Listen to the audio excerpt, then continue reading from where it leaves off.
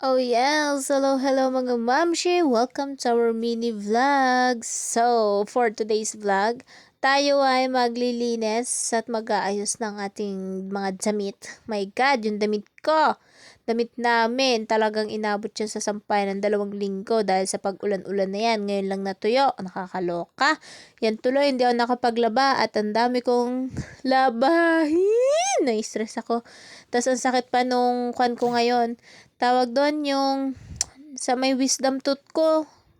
Tinutubuan kasi ng wisdom tooth yung sa may left side ng pangako. Kaya yun, naluloka ako. Ang sakit niya mga mamshi. Ay, kaya yan, may pa tunog-tunog ba na? So yan, titiklupin muna natin itong mga tiklupin. And then, alam niyo ba nga mamshi, na kapag nagmi-mini vlog tayo, lahat na ng gawain sa bahay magagawa mo, no, para lang may may video ka talaga na may post sa everyday.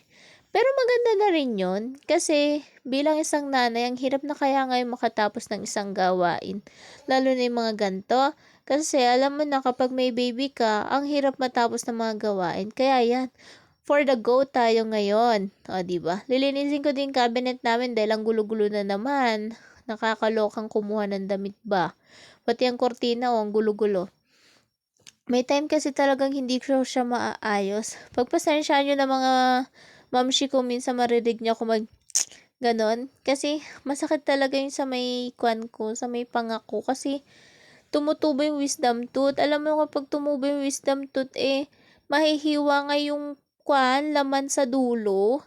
Kaya yun, nahiwa niya. Tapos yung laman, masakit ba na namamaga. Tapos, yung sa side din nung ko, yung sa may pisngi ko, namamaga na rin. Kaya yan, ang hirap din mag-voice over. Nakakainis yan. Pahirapan din eh. Tapos, tatiming ko mag-voice over na meron si Daddy Jomar. Kaya late na ako nakakapag-upload dahil kailangan ni Bibi Tobing may maghahawak. Dahil kapag hindi walang maghahawak sa kanya, mahirap pa mag-voice over, iiyak kasi siya. Kaya yan, balik tayo dito sa aking ginagawa mga mamshi. So, tiniklop ko na yung mga pang-alis, tas damit ni baby, naka-hanger pala yan.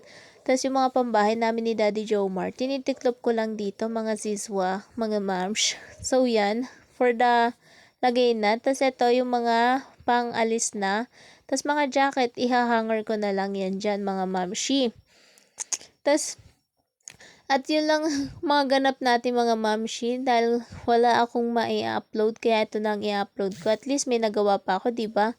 And then thank you everybody for watching. Palike and pa-share naman mga mamshi, tas kung mag-follow naman po kayo, wag naman po mag-unfollow. At yun lang. Thank you for watching. Bye-bye. See you sa next vlog mga mamshi. O, 'di ba? Maayos na ang ating cabinet. Bye-bye again.